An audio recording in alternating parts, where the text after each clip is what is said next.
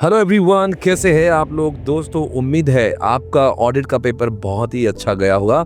Now it's time to crack FMSM। दोस्तों, क्या हुआ है अब तक के सारे पेपर में, you don't have to think about it. वैसे भी सोचने से कुछ नहीं होगा।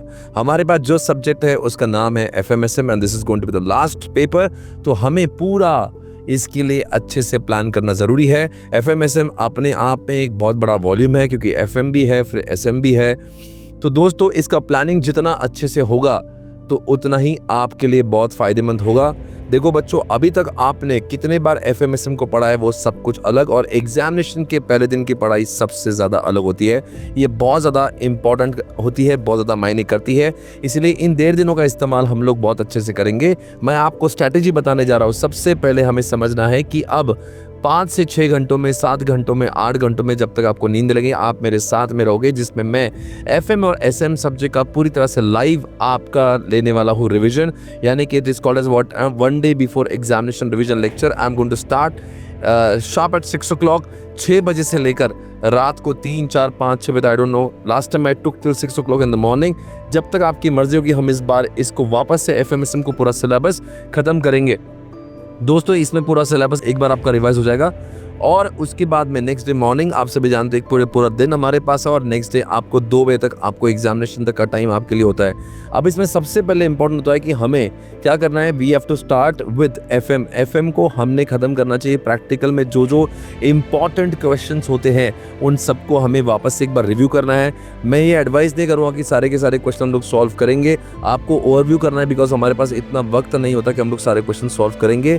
आपने जाहिर सी बात है, जब आप FM की पढ़ाई कर रहे थे और हमने भी क्लास में इंपॉर्टेंट क्वेश्चंस को अलग से मार्क किया है, साथ ही साथ हमने क्लास में हर चैप्टर होने के बाद में एक समरी नोट भी बनाया है। तो आप सभी ने पहले तो समरी नोट से पढ़ना है और फिर बाद में उस चैप्टर के सारे इंपॉर्टेंट क्वेश्चंस को ओवरव्यू करना है। ऐसे करते करते दोस्तों, सबसे पहले हमें डिसाइड करना है कि जो भी 8 चैप्टर हमारे FM में है, शाम को 6 बजे से पहले हमारे सारे चैप्टर्स खत्म हो जाना चाहिए, और 6 बजे के बाद में हम लोग पढ़ेंगे SM के साथ में। SM रॉक्स का इस्तेमाल कर सकते हो आप लोग, SM चार्ट का इस्तेमाल कर सकते हो, और यदि आपका कॉन्फिडेंस है, आपको लगता है कि मेन बुक से भी आप फास्ट कर सकते हो तो मेन बुक से भी कर सकते हो। डिपेंड आपकी स्पीड कौन से बुक से ज़्यादा है। मैंने आपको 2 किताबें दी है रिवीजन के वास्ते, एक रिवीजन चार्ट बुक दिया है, आपको SM का रॉक्स भी दिया है। आपकी कंफर्ट है आपको जिससे रिवाइज करना। अगर आपको लगता है नहीं सर मैं मेन बुक से करता हूँ, बट कोशिश ये होना चाहिए कि रात होने से पहले, यानी कि सोने से पहले 12-1 बजे से पहले, यानी कि 7 से 8 घंटों में हमने SM पूरा खत्म करना चाहिए। यानी कि दोस्तों, आपने हर चैप्टर को लगभग 1 से 1.5 घंटे में खत्म करना चाहिए। इतनी रफ्तार आपकी होना चाहिए। और पढ़ते समय याद रखिए, जब आप SM पढ़ रहे हो तो read the question and try to recall the answer. आप ऐसा नहीं होना चाहिए कि क्वेश्चन भी पढ़ रहे हो और आंसर भी आपके आंखें ढूंढ रही है, ऐसा नहीं होना चाहिए।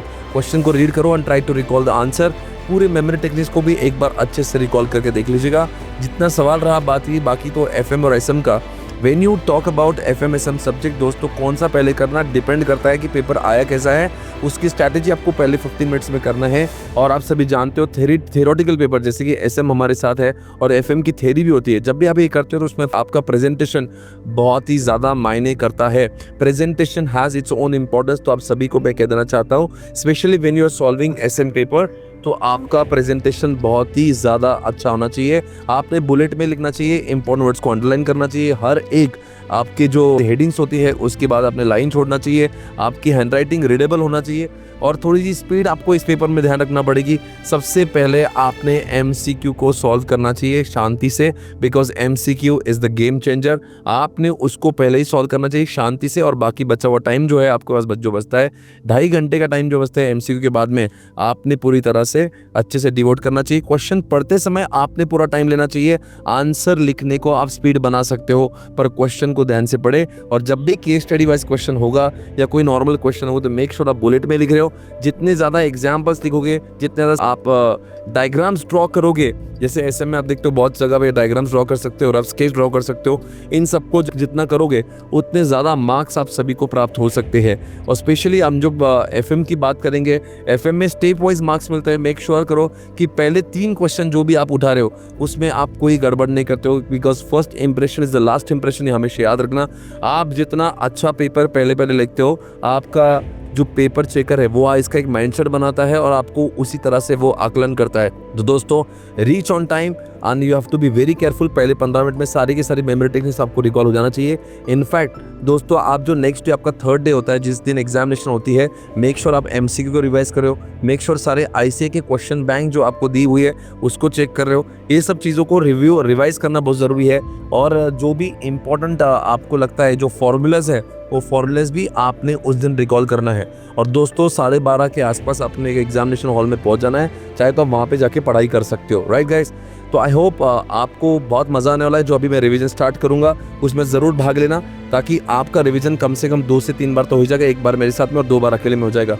सो see you soon guys, please follow all the instruction which I said. Thank you so much guys, take care, bye bye.